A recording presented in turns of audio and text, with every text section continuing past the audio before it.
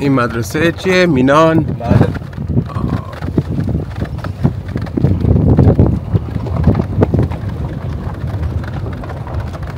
ما نیاز داریم الان واسه ما آبمون فراهم بشه، بعد برقمون هم که چند سال واسه ما فراهم نکردن فراهم بشه. بعد هم اومده بودن اینجا آموزش و پرورش، ازشون هم درخواست کردیم که واسه ما کتاب بیارن، کتاب و تستی بیارن، ولی هنوز ازشون چیزی ندیدیم.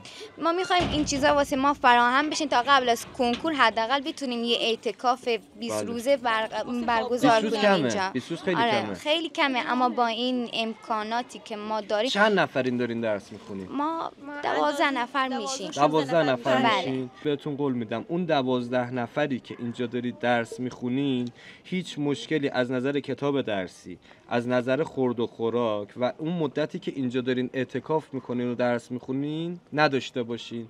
یعنی شماها فقط به فکر خوندن درستون باشید و هیچ کار دیگه و هیچ دغدغه دیگه ای نداشته باشید. این نرم افزار رو توش نصب بکنین، طریقه کار کردنشون رو بهتون خانم مدیر آموزش میده که ایشالله خیلی محکم و قوی و سریع بزنین تو گوش درس و همتون ایشالله مهندس و وکیل و دیگه چی بشن. آقای ریگی هنر آقای بچه‌ها، من آقای ریگیو بهتون میشناسید؟ ریگیو، حسین ریگیو. کیه حسین ریگی؟ ها فقط میدونم الان فیلم برداره. آره بچه‌ها نگاه کنید، حسین ریگی هم یه بلوچه.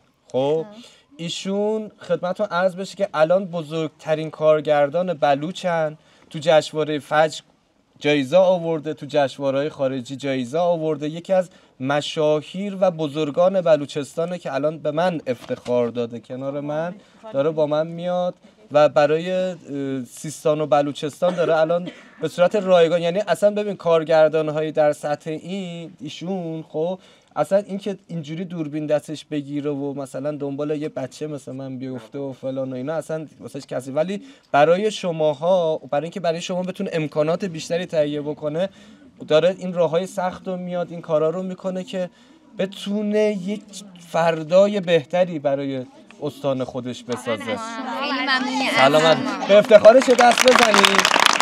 آره. الان این دستی که شما واسش زدید از دست جشنواره فجر واسش ارزشمندتر بودش.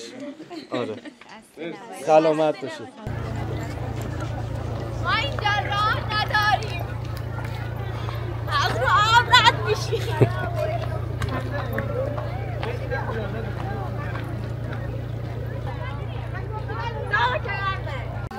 من به خود 2 نفر افتاد.